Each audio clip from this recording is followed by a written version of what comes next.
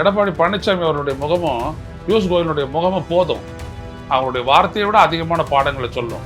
நெஞ்சுக்கு முகமே கண்ணாடின்னு வரதில்ல, கண்ணாடி அதெல்லாம் கிளீனாக தெரியுது அங்கே வந்துட்டு என்ன நடந்திருக்குதுன்ட்டு.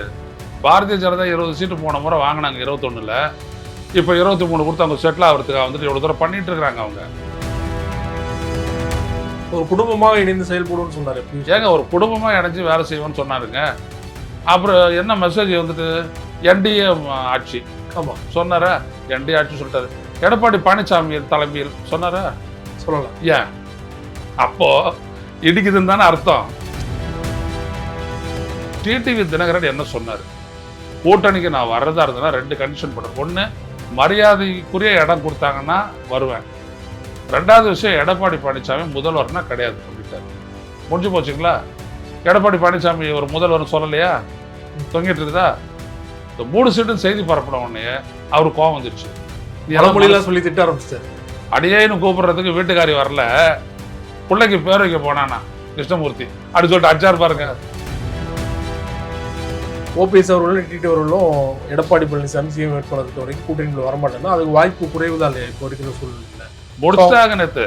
ஸோ அடுத்த கட்டமாக அவங்களோட முடிவு என்ன வரும்? தாவேக்கா தான் இறுதி வாய்ப்பு நினைக்கிறேன். இல்லைங்க, இப்போ தாவேக்கா அப்படின்ற ஒரு வாய்ப்பை நோக்கி தான் அவங்க போவாங்க அப்படின்றதுக்கு வந்துட்டு தாவேக்கா என்ன நினைக்குதுன்றது தெரியாது. ஏன்னா கூட்டணி யாரோட கூட்டணி வந்தால் ப்ளஸ் தான் இல்லையா தாவேக்காக்கு? இல்லைங்கய்யா, ப்ளஸ் தான். அவருக்கு என்ன வேணும்? விஜய்க்கு வந்துட்டு ஒரு 10 இடம் ஜெயிச்சு ஒரு கட்சி அப்படின்ற அங்கீகாரம், ஒரு கட்சி அப்படின்ற ஒரு அங்கீகாரம் அது வேணா விஜய்க்கு.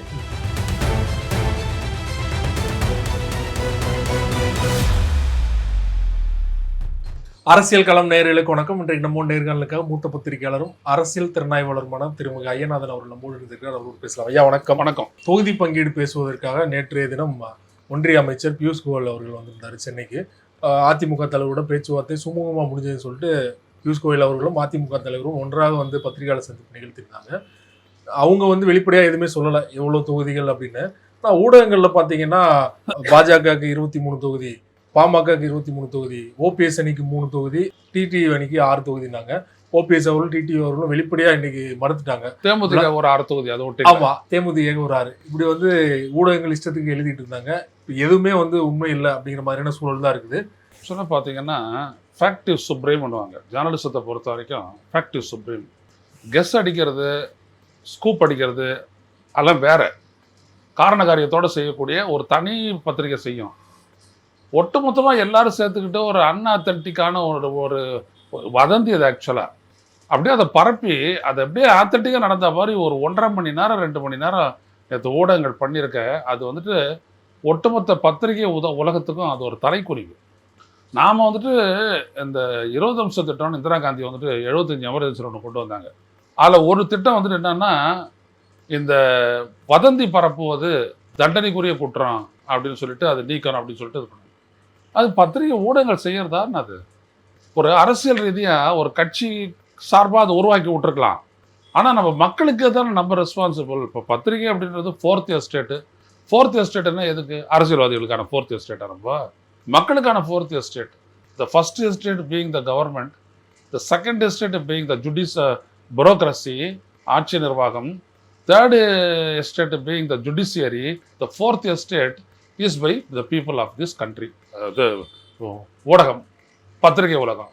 அப்போ இந்த 4வது தூண் அப்படின்னு சொல்லக்கூடிய இந்த 4th எஸ்டேட்டை வந்துட்டு ஆர்டிகல் 92 கான்ஸ்டிடியூஷன் படி இப்படிப்பட்ட நாம வந்துட்டு ஒரு இடத்த கவர் பண்ண போகிறோம் அப்படின்னோம்னா அரசியல் புரசலாக நம்மளுக்கு விடும். கூட்டணியில் முரண் அல்லது கூட்டணியில் முன்னேற்றம் தெரிகிறது என்று பேசப்படுகிறது, எண்ணப்படுகிறது, சொல்லப்படுகிறது. இதெல்லாம் சேர்த்து இது ஆத்தன்டிக்காக இன்னும் சொல்லப்படலை அப்படின்றத நம்ம சொல்லுவோம் மக்களுக்கு.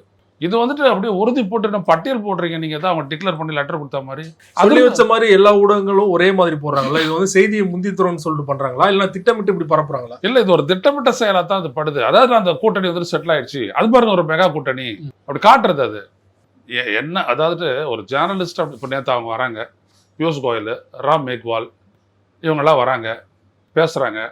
பேசிட்டு வந்துட்டு ப்ரெஸ் மீட் பண்றாங்க.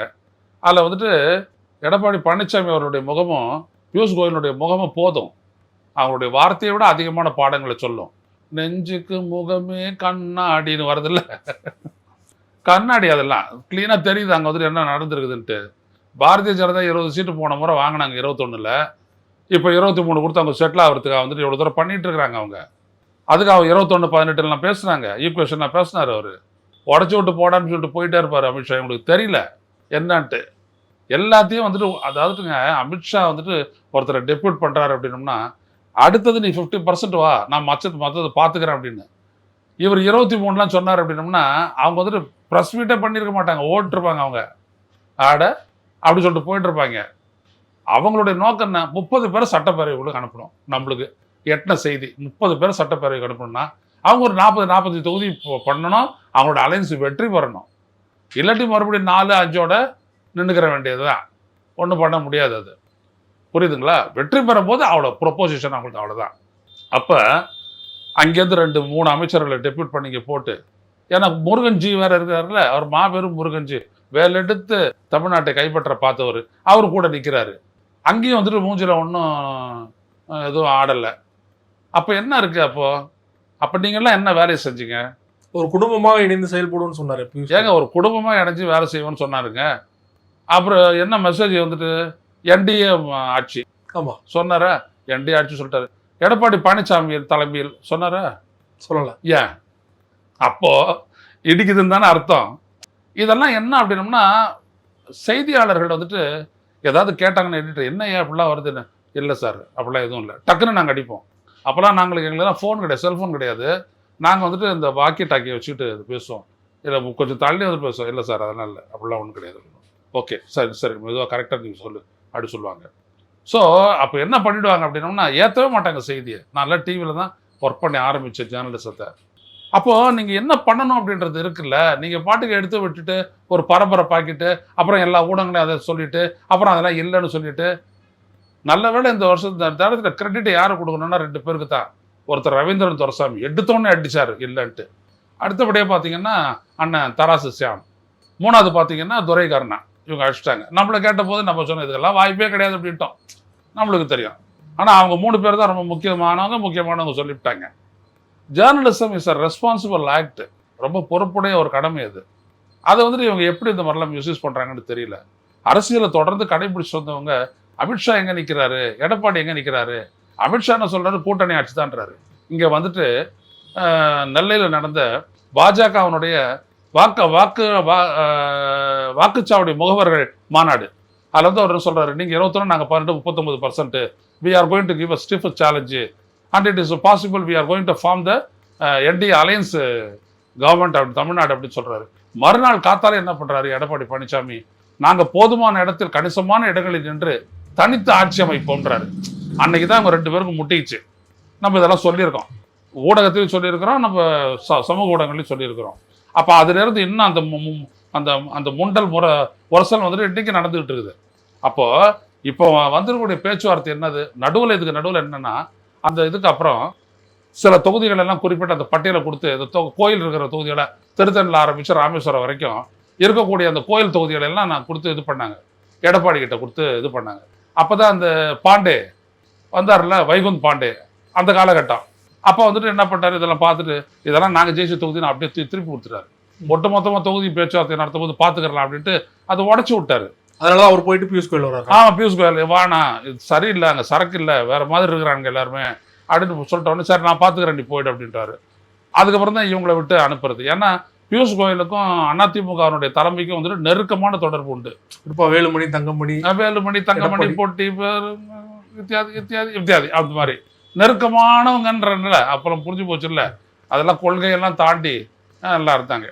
அதனால் வந்துட்டு பார்த்தீங்க அப்படின்னா இப்போ வந்துட்டு வேலுமணி தான் வந்துட்டு ரொம்ப பக்கத்தில் இருந்துட்டு எல்லாரையும் குளிப்பாட்டிக்கிட்டு இருந்தார். அப்போது இது எல்லாம் என்ன அப்படின்னோம்னா அவங்க வந்துட்டு ஒரு இடத்துக்கு வந்திருக்கிறாங்க, அது ஆஃப் வே த்ரோ அந்த பேச்சுவார்த்தை நடந்திருக்கும், அவ்வளோதான்.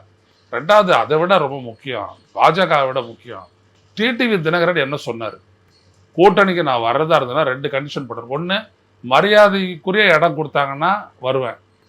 2வது விஷயம் எடப்பாடி பழனிசாமி முதல்வர்னா கிடையாது அப்படின்ட்டார். முடிஞ்சு போச்சுங்களா? எடப்பாடி பழனிசாமி ஒரு முதல்வர் சொல்லலையா, தொங்கிட்டு இருக்குதா? என்டிஏ தான் ஆப்ஷன், ஆனால் பார்ப்போம் அப்படின்னாரு. இந்த 3 சீட்டும் செய்தி பரப்பின உடனே அவருக்கு கோவம் வந்துருச்சு. நீ மொழியெல்லாம் சொல்லி திட்ட ஆரம்பிச்சிட்டாரு, கண்டபடி திட்ட ஆரம்பிச்சிட்டாரு. இப்போ எல்லாத்தையும் கொலாஸ் பண்ணிட்டாங்களா, இப்போ நல்லா கவனிங்க, எடப்பாடியினுடைய அந்த திட்டம் நிறைவேறிச்சு பாருங்க. நேற்று செய்திகள்ல வந்து எடப்பாடிக்கு ஆதரவான ஒரு சிச்சுவேஷன் இதான் வர உருவாகிட்ட உடனே எடப்பாடி என்ன நினைச்சாரு, இவங்க எல்லாம் என்டிஏக்கு வரணுமா, நான் சீட்டு தரணுமா, நீ இந்த 9 சீட் எடுத்துட்டு போ, அதை பத்தி கவலை இல்லை. 9 சீட்டுல 5 சீட்டு கூட எடுத்துட்டு போ, அதை பத்தி கவலை இல்லை. இவங்க 2 பேரும் வரக்கூடாது. டென் பண்ணிட்டாரா, முடிஞ்சு போச்சா. இன்னைக்கு அத்தார என்ன சொல்லுவாரு, அடியேன்னு கூப்பிடுறதுக்கு வீட்டுக்காரி வரல, பிள்ளைக்கு பேர் வைக்க போனானா கிருஷ்ணமூர்த்தி அப்படி சொல்லிட்டு அச்சார் பாருங்க, தஞ்சாவூர் பழமொழி சொல்லி இப்படியெல்லாம் சொல்லி இதுல அவமானப்பட்டது யாரு? அல்டிமேட்லி பத்திரிகையாளர்கள் தான் ரொம்ப முக்கியம். இப்படியெல்லாம் பேசாதீங்க, முதல்ல இப்படிலாம் சொல்லாதீங்க. அவசரப்பட்டு செய்தியை கொடுக்க வேண்டிய அவசியம் இன்னும் குண்டா வெடிச்சுதாங்க, வெடித்தது குண்டு, என்ன ஆனது என்று தெரியவில்லை, 8 பேர் செத்திருப்பார்கள் என்ற கவலை, அதிர்ச்சி, பயங்கரம் அப்படின்னு சொல்றதுக்கு இல்லை. அப்படிலாம் சோர்ந்துட்டு கூட்டணி பேச்சுவார்த்தை நடத்துறாங்க, தொகுதி பங்கீடு பேச்சுவார்த்தை சுமூகமாக முடிஞ்சதுன்னு அவர்கள் சொல்றார்கள்.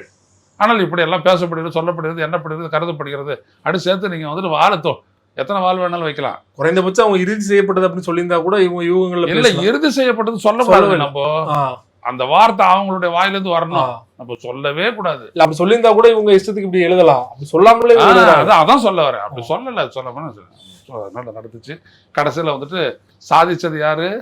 எங்க இருந்து அந்த வதந்தி பரவிச்சோ அந்த இடத்துக்குரிய சாதிச்சிட்டானா. ஆனா அவருடைய தலையில கொல்லி வச்சுக்கிட்டது எங்கன்னா, தென் மாவட்டங்களுக்கு நீங்க கொல்லி வச்சிட்டீங்களா, நீங்க இவனை ஒழிக்க நினைச்சு திமுக இடம் கொடுத்துட்டியா, இப்ப தென் மாவட்டங்கள நீ அல்ல போற கிடையாது, நீ உங்களுக்கு புழுக்க தான் ஆடு திமுகவுக்கு. எடப்பாடிக்கு தெரியும் இல்லையா, தென் மாவட்டம் போனாலும் பரவாயில்ல முடிவு கொண்டாரா. அவரை பொறுத்த வரைக்கும் அதான் அதான் இந்த மூர்க்கத்தனமான முடிவுகளினுடைய விளைவு தன்னையே பாதிக்கணுவாங்களா, அதான் இது முடிஞ்சு போச்சு. இதுக்கு மேலே ஒன்றும் பண்ண முடியாதுங்க. ஏன்னா அவங்க 2 பேருமே ஒரு ஹெவி வெயிட்ன்றதுனால தானே அங்கேருந்து இறங்கி இதுக்குன்னே ஒரு மிஷனா என்டிஏக்குள்ள அவங்களை கொண்டு வரதுக்கான முயற்சியில் அண்ணாமலை ஈடுபடுத்தினார் அவரு. இப்போ எல்லாம் போயிடுச்சு. ஓபிஎஸ் அவர்களுமே டிடிவி மாதிரியே வந்து அதிமுகல எடப்பாடி பழனிசாமி இருக்க வரை நான் வந்து இணைய மாட்டேன் அப்படின்னு சொல்லியிருக்காரு இல்லையா, அதே ஸ்டாண்டு அவரும் வந்துட்டாரு. ஆமா, அவ்வளவுதான். இல்ல அவர் ஏற்கனவே அவர் தான் முதல்ல சொல்லிட்டு இருந்தாரு, கட்சியை அழிச்சவர், நாங்க கட்சியை மீட்கணும், அழிச்சவனோட மீட்கிறவன் எப்படி ஒன்னா சேர முடியும் அப்படின்ற மாதிரி அவர் சொல்லிட்டாரு. ஓபிஎஸ் டிவிக்கு இன்னொரு அவங்களுக்கு ஒரு ஆப்ஷன் இருக்குது இல்ல, டிவிக்கு. ஆமா, அதை வச்சுட்டு தானே விளையாடுறாங்க. அப்போ என்ன பண்ணணும், அந்த ஆப்ஷனை மூடணும், இல்ல விஜய் வந்துட்டு இழுக்கணும். அதுக்கான வேலையும் நடக்குது சைட்ல. ஏன்னா நேற்று பாருங்களேன், விஜய் இந்த சொல்லியாச்சு, களத்திலேயே சம்மந்தப்படாதவங்க அப்படிதான் சொல்லிட்டு அவர் விளக்கிட்டாரு. களத்திலேயே சம்மந்தப்படாதவங்களை பத்தி அவங்க என்ன சொல்றாங்க பாருங்க. ஒரு 2 அணியா இருந்தா தான் வந்துட்டு வெற்றி பெற முடியும். விஜய்க்கு போடுறாங்க 2 அணியா தான் இருந்த முடியும். கொள்கை எதிரின்னு சொன்னதுக்கு ஒன்றும் பேசல, எல்லாத்துக்கும் ஒன்றும் பேசல. ஆனா விஜய் எங்க போவார் வேற, அவர் பஸ் ஸ்டாண்டுக்கு வந்தாருன்னா எங்க ஊருக்கு தான் வருவாரு அப்படின்ற மாதிரி அவங்க ரெடியா இருக்கிறாங்க. கூட்டணின்னு ஒன்று வந்தாருன்னா எங்களுக்கு தான், வேற யாரும் கிடையாது.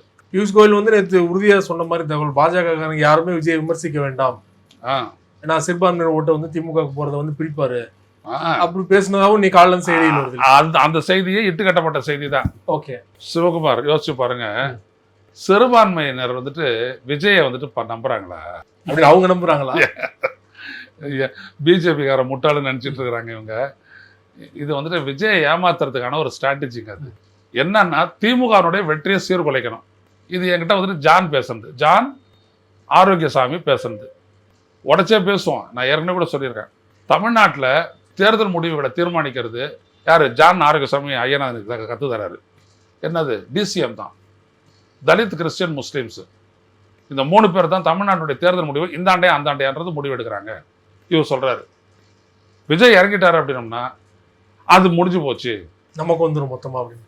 நம்மளுக்கு ஓட்டு வந்துடுது, ரசிகர் வரான், தலித் வரான், கிறிஸ்டியன் வரான், முஸ்லீம் வரான், ஆட்சியே வந்துடுது சொல்லிவிட்டு அவ போயிட்டு அதிமுக பேச்சுவார்த்தை நடத்தினான். நான் அப்பவே கேட்டேன், டிசிஎம் தான் தீர்மானிக்குதுன்னா இந்த பிசின்றவங்க என்னங்க அப்படின்னு. பிசி தானே, பிசி ஓபிசி தானே, அதெல்லாம் என்ன ஆச்சு அப்படின்னு. இல்லை தோழர், அதெல்லாம் ஒன்றும் இல்லை, இவங்க பண்ணாங்கன்னா முடிஞ்சு போச்சு. சரிங்க, அவங்க யார் ஓட்டு போடுவாங்க? இல்லை தோழர், அது சரி வச்சுக்க, அது வந்துட்டேன், நான் விட்டுட்டேன், அது ஒன்று தரும். முதல் சந்திப்பு அவ்வளோதான் எங்களுக்கு. இந்த டிசிஎம்ல தான் வந்துட்டு விஜய் எனக்கு எஜெண்டா தான், எஜெண்டான்றவரில் விஜய் எஜெண்டா பார்ட்டின்ற இதுதான். அதனால தான் அவங்க முதல்ல குறி வச்சது யார? திருமாவளவனை. விடுதலை சிறுத்தைகளை வச்சானா, விடுதலை சிறுத்தைகளை இழுத்துட்டோம் அப்படின்னோம்னா திமுகவினுடைய வெற்றி 50% ரெடியூஸ் அப்படின்னு. அவர் திருமாவளவன் முதல்ல இவர்களை ஒழிச்சு கட்டாதான் இந்த பாசிசம் இங்கே வராது. அவர் அன்னைக்கு நல்லா சொன்னார் பாருங்க. அவர் திருப்பரங்குன்ற ஆர்ப்பாட்டத்தில் சீமானும் இவரும் பாஜக பெற்ற பிள்ளை, RSS பெற்ற பிள்ளைகள் ஒரே அடி அடிச்சார். கிளீன். ஆமாம், நீ போய்ட்டு அங்கே பாரதியாரை பற்றி பேசுகிற, மக்களிடையே பேசு, ஏன் அங்கே போய் பேசுற? நீ என்ன சொல்ற? கடத்தலே இல்லாதவரா அவரு? உன்னை பற்றி தெரியாது எனக்கு. ஆதவர்ஜுன் அவனுடைய வேலை என்ன? விடுதலை சிறுத்தைகள் இருந்த போது விடுதலை சிறுத்தைகள் அதிமுக கூட்டணி கொண்டு வரணும். அவருடைய முதல் சந்திப்பு ஏற்பாடுனா எடப்பாடி பையனுக்கும் இவருக்கும் ஏற்பாடு பண்ணாரு. அந்த வேலையை நீ செய்யாது, எனக்கு தெரியும் என்ன செய்யணும்ட்டு அரசியல். அதான் திருமாவளவன். அசைக்க முடியல. இவங்களெல்லாம் பண்ண முதல் தோல்விக்கு காரணமே ஸ்ட்ராட்டஜிக்கலி அதிமுக, பிஜேபி, விஜய் இவங்கெல்லாம் தோத்த முதல் இடம் யாருக்கிட்ட அப்படின்னா விடுதலை சிறுத்தைகள் தலைவர் திருமாவளவன் கிட்ட தான். அது அடிச்சிட்ட உடனே என்ன பண்ணிட்டாங்க? கிறிஸ்டின் முஸ்லீம் தாண்டது, கிறிஸ்டின் முஸ்லீம் தாண்ட அப்படின்னாங்க. புரியுதுங்களா? அதான் கிறிஸ்துமஸ் விழா நேற்று. அதுக்கு முன்னாடி முஸ்லீம் விழா. அங்க தொப்பி போட்டாரு, போட்டாரு, அடுத்து தொப்பி போட்டாரு. ஆமா, இங்க வந்துட்டு பாத்தீங்கன்னா ஆற்காடு இளவரசர் வந்துட்டு பெரிய ஒரு குல்லா தூக்கி போட்டாரு. இங்க எல்லாம் நல்லா இருக்குது, பிரமாதமான ஸ்டேட்டை நம்ம இருக்கிறோம், ஆனாலும் நீங்கள் வாழ்க அப்படின்னு சொல்லிட்டு போட்டாரு. அதாவது சொல்லுவாங்க வஞ்ச புகழ்ச்சின்னு ஒரு அணி இருக்கு தெரியுமா? வஞ்ச புகழ்ச்சி அணின்னு ஒண்ணு இருக்கு. அதான் போடுற மாதிரி உன் நாட்டை ஒரு வீரனே இல்லை, உன் பூச்சப்பலம் என்ன படைபலம் என்னான்னு. ஆனாலும் அவங்ககிட்ட ரொம்ப கஷ்டம்தான். அந்த மாதிரி சொல்லி விஜய் காலி பண்ணிவிட்டு அவர் பாட்டுக்கு போயிட்டு உட்காந்துட்டார். இயல்பா பேசுறாரு அவரு. ஆற்காடு இளவரசர் வந்துட்டு விஜய் மாதிரி இல்ல. விஜய் வந்துட்டு அவருக்கு எந்த தேவையும் இல்லை, எதுவும் கிடையாது. அதனால ஓப்பனா ஆமா ஆமா ஆமா, அவர் இப்படிதான் பேசுவார் அவரு. ஸோ அந்த மாதிரியான ஒரு எல்லாரும் பேசுவாரு. மக்களோட மக்களா இருக்கிறாரு, பேசக்கூடியவர், எல்லாம் தெரிஞ்சவர், சென்னை மாநகரத்துடைய ஷெரீஃபா இருந்தவர், தெரியும். அவங்களாம் அப்படிதான் பேசுவாங்க, யாருக்காகவும் கட்டுப்படல மாட்டேன். அதுல என்ன பியூட்டி என்னன்னா, இப்படி பெண்களுக்கு ரொம்ப பாதுகாப்பான இடம் நீங்க சொல்லும் போது அங்க தாவேகா கூட்டத்தில் கை தட்டுறாங்க. அங்க வருத்தாரு விஜய், போச்சரா நம்ம கூடவே உள்ள இருக்கிறான் எல்லாம் அப்படின்ட்டு. வெளியில இருக்கிற அஜிதா மட்டும் இல்ல, உள்ள இருக்கிறவங்களும் அப்படிதான் இருக்கிறாங்க அவருக்கு. ஆக விஜயனுடைய இதுல குல்லா பெரிய குல்லா போட்டு இது வரைக்கும் வந்துருச்சு. குல்லா மேல போட்டது குல்லா இது கண்மறைச்சு கால் ஆயிப்போச்சு. அரசியலை பொறுத்த வரைக்குங்க ஒருத்தரையும் அப்படி நம்ம எதிரில் உட்காந்து ஒருத்தர் சிரிக்கிறாரு, அவர் நம்மளுக்கு ஓட்டு போடுவார், அந்த கதையெல்லாம் கிடையாது. எப்பொழுதுமே ஒரு வாக்காளனுக்கு வந்துட்டு யதார்த்தமும் எதிர்காலத்தையும் தான் கருத்தில் வச்சுக்குவான். ஏழை எளிய மக்களுக்கு ஒன்றும் இல்லை. பீகாரில் கொடுத்த மாதிரி 10,000 கொடுத்தா ஓட்டு போட்டுறாங்க. வறுமை அது வேற. ஆனால் பொதுவாக மக்கள் ஓட்டு போடும் போது 5 வருஷத்தையும் தாண்டி தான் பார்ப்பாங்க. இது அரசியல் தெரிஞ்ச எல்லாருக்குமே தெரியும். இப்படி கலைஞர் எனக்கு ஒரு பதிலை சொல்லி அனுப்பினார் ஒரு எம்எல்ஏ வழியா, அதுவும் எனக்கு தெரியும். நான் எவ்வளோ நல்லது செஞ்சுருக்கேன். அவரோட எம்எல்ஏட சொன்னார், எனக்கு ஓட்டு போட மாட்டாங்களாடா, எதுக்கு அவரு அப்படி ஒரு கட்சியை சொல்கிறார், கூட்டணிக்கு சேர்க்காது. நான் சொல்கிறேன் அந்த கூட்டணிக்கு சேருங்க அப்படின்ற. கடைசியில் அது 2001 மிஸ் ஆகிப்போச்சு. நான் சொல்கிறதான் நடந்துச்சு. அவர் தோற்று போயிட்டார். புரியுதுங்களா? ஆனால் அவர் எதை வச்சார் பாருங்க. இவ்வளோ நலத்திட்டங்களை நான் நிறைவேற்றிருக்கிறேன், இவ்வளோ நல்லது செஞ்சுருக்கிறேன், இவ்வளோ கொள்முதல் நிலையங்கள் திறந்துருக்கிறேன், இவ்வளோ கொள்முதல் பண்ணியிருக்கிறேன், இவ்வளோ காசை நான் கொடுத்துருக்குறேன், இவ்வளோ நான் செஞ்சுருக்கிறேன், ஓட்டு போட மாட்டாங்களாடா, அதுதான் தலைவன். ஆனால் இவங்க என்ன பண்ணுறாங்க, நீ நேராக தேர்தலுக்கு போ, இதுக்கு தேர்தலுக்கு வா, அரசியல் கட்சி தொடங்கி தேர்தலுக்கு வா, தலித்து கிறிஸ்டியனும் முஸ்லீமும் அப்படியே வந்துடுவாங்க. என்ன கொட்டி கிடைக்கிற மிளகாவா அவங்க அப்படியே அள்ளிட்டு போகிறதுக்கு நீங்கள் கோடையில் போட்டு. இது அவ்வளோத்தையும் மிஸ்யூஸ் பண்ணி விஜய் மிஸ்டைரக்ட் பண்ணது அந்த எஜெண்டா பெற்ற இடத்துலேருந்து வந்தவங்க தான். அதே ஆள் சீமானுக்கும் நெருக்கமானவர். முடிஞ்சு போச்சுங்களா? இப்போ திருமாவளவன் சொன்னது கரெக்டா சரியாக வந்துருச்சுங்களா? அவ்வளோதான். ஊடகங்கள் வந்துட்டுங்க எப்பொழுதுமே சொல்ல வரேன், ரொம்ப இம்பார்ஷியலாகவும் இருக்கணும், ரொம்ப கார்டடாகவும் இருக்கணும்.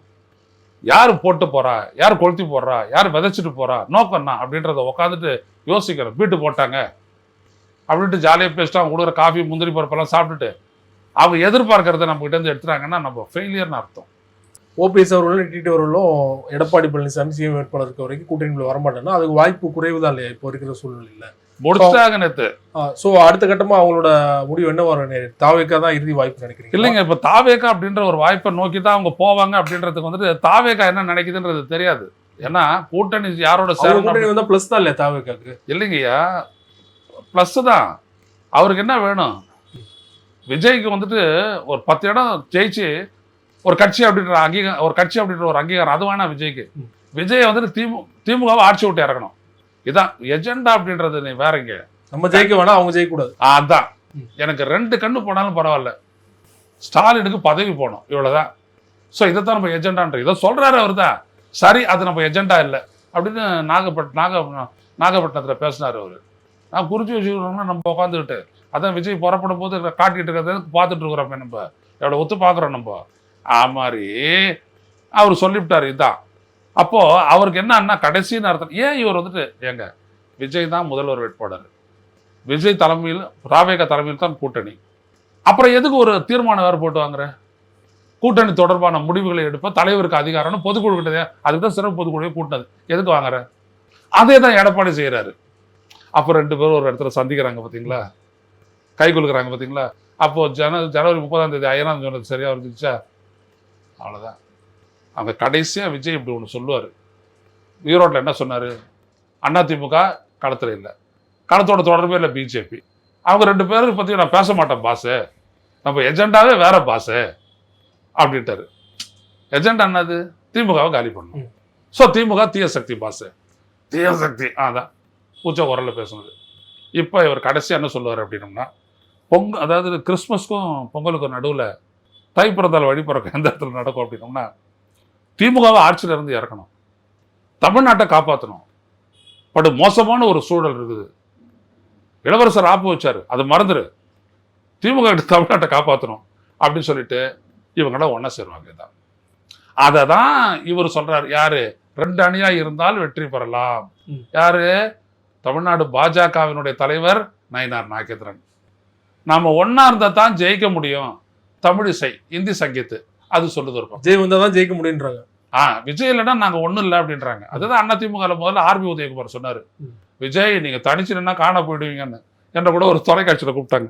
அப்பதான் சொன்னேன், தனிச்சு நின்னா காண போயிடுவாங்க, அதை எப்படி திருப்பி போடுங்கன்னு. என்ன நீ வரலன்னா நாங்கள் காலி ஆகிடும் அப்படின்றாரு ஆர்பி உதயகுமார். தான் அர்த்தம். ஸோ விஜய் அவங்க நாடி நிற்கிறாங்கன்றது விஜய்க்கே தெரியும், விஜய்க்கே அரசியல் கம்மியாக தெரியும். அது ரொம்ப நல்லா தெரிஞ்சதுன்னா, நம்மளுக்காக ஒருத்தன் நம்ம வீட்டு வாசப்படியில் காத்துட்டு இருக்கிறான், அவன் பேர் அனைத்து இந்திய அண்ணா திராவிட முன்னேற்ற கழகம். அதனால தான் அவ்வளோ வசப்படுறாரு. எங்கடா போயிட போறான் அவன்? கோயிலுக்கு வெளில பிச்சை எடுக்கிறவன் எங்கே போக போறான்? 4 பேர் திட்டாங்கன்னு போயிட போறானா? அங்கதான் அவனு. அப்படிதான் அதிமுக பார்க்கப்படுது தாவேகா சர்க்கிள்ல. அடுத்தபடியா ரொம்ப நன்றி. சமகால அரசியல் சூழல் தொடர்பாக பல்வேறு விஷயங்களோட பகிர்ந்து கொண்டீங்க. மிக்க நன்றி.